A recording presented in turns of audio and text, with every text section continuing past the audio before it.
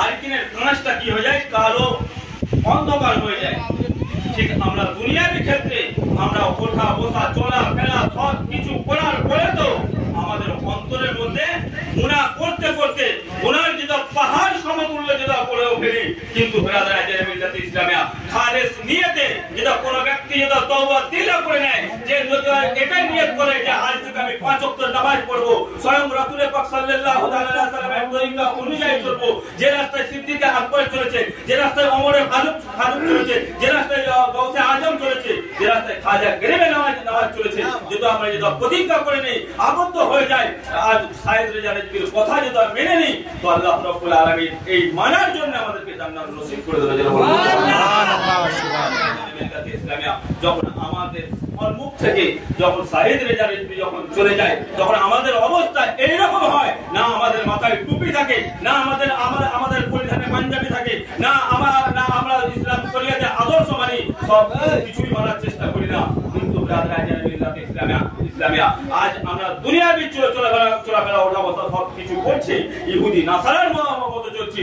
যদিও আমরা রাসূল পাক সাল্লাল্লাহু আলাইহি ওয়াসাল্লামের আদর্শ যেটা মেনে চলতাম, তো আল্লাহ রাব্বুল আলামিন আমাদের উপরে খাস রহমত অবতীর্ণ করে দিয়েছেন। সুবহানাল্লাহ। কিন্তু ব্রাদার মিল্লাত ইসলামিয়া আজ আমরা সামান্য রিজুকের জন্য মানুষ পৃথিবীর এক প্রান্ত থেকে নিয়ে অপর প্রান্তে মানুষ ছড়াছড়ি করতে শুরু করে দিয়েছে।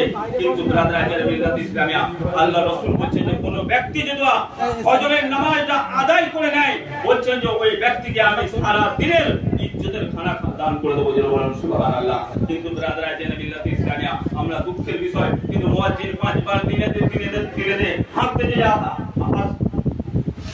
মুয়াজ্জিন 5 বার হাঁকছে যে নামাজের দিকে এসো, কিন্তু আমরা কিন্তু নামাজের মুখী হতে পারছি না।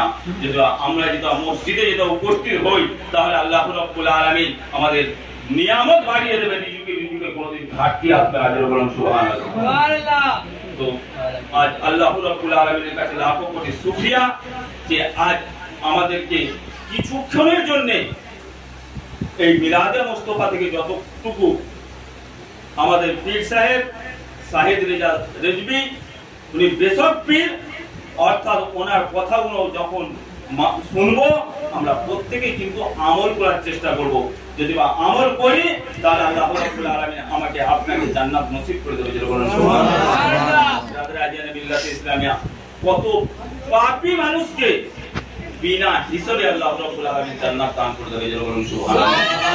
একটা যদি গুণ যদি পাপীর মধ্যে যদি ইসলাম শরিয়াতের যদি থাকে, তাহলে তাকে জান্নাত নসিব করে দেবে। বলুন সুবহানাল্লাহ। বলছেন যে পাহাড় থেকে পাহাড় যদি গুনাহ যদি বান্দা যদি করে, তার থেকেও আল্লাহ রাব্বুল আলামিনের দয়া অনেক অনেক বড়।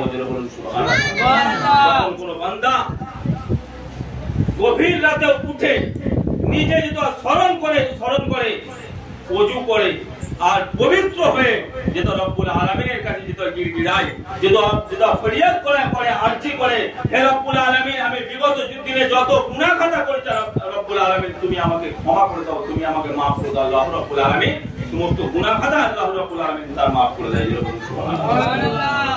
ব্রাদার মিল্লাত ইসলামিয়া আজ আমরা কিন্তু ফরিয়াদ করতে জানি না, আজ আমরা চাইতে জানি না যে কখন চাইবো। কিন্তু ব্রাদার মিল্লাত ইসলামিয়া আল্লাহর ওলি যারা হয়েছে, আল্লাহর মেহবুব যারা বান্দা হয়েছে, যেমন সাইয়েদ রেজা রিজভি সাহেব আমাদের সম্মুখে যে মওজুদ আছে, ইনি নিজেকে নিজে রাতকে রাত মনে করেনি, দিনকে দিন মনে করেনি। এই কারণেই বলছি যে দিনকে দিন এই জন্যই মনে করেনি যে যখন কিতাবে যখন বসতেন তো কখন খাবে সেই টাইম পর্যন্ত টাইমের দিকে টার্গেট রাখতেন না। যখন রাতে যখন ইবাদতে দাঁড়াতেন তো কখন রাত 12টা বেজে যাচ্ছে, একটা বেজে যাচ্ছে, পড়তে পড়তে সারা রাত অতিবাহিত হয়ে গেছে, তবেই আল্লাহর মেহবুব বান্দা হতে পেরেছে। সহজে হওয়া যায় না।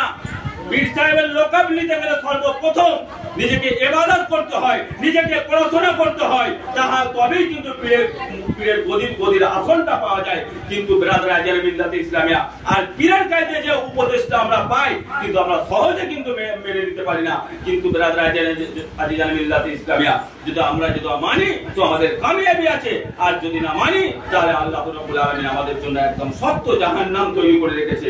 কিন্তু ব্রাদার আজিজান মিল্লাত ইসলামিয়া ইসলামের আইন যখনই আমরা শুনি তখন কিন্তু আমাদের মনটা হৃদয়টা একদম মমের মতো বলে যায়, কিন্তু যখন এই মজমা থেকে যখন উঠে চলে যায় কিন্তু তখন ইসলাম মুখী হয় না।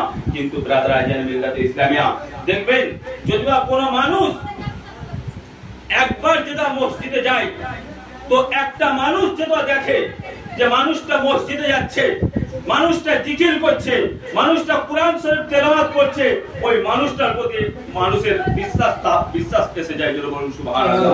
ওই মানুষকে ইজ্জত দেয়, ওই মানুষকে সম্মান দেয়। এই কারণেই সম্মান দেয় যে ও তো রাসূলের পাক সাল্লাল্লাহু আলাইহি ওয়াসাল্লামের আদর্শ অনুযায়ী চলতে শুরু করেছে। যেন বলুন সুবহানাল্লাহ। আল্লাহুম্মা সাল্লি আলা সাইয়্যিদিনা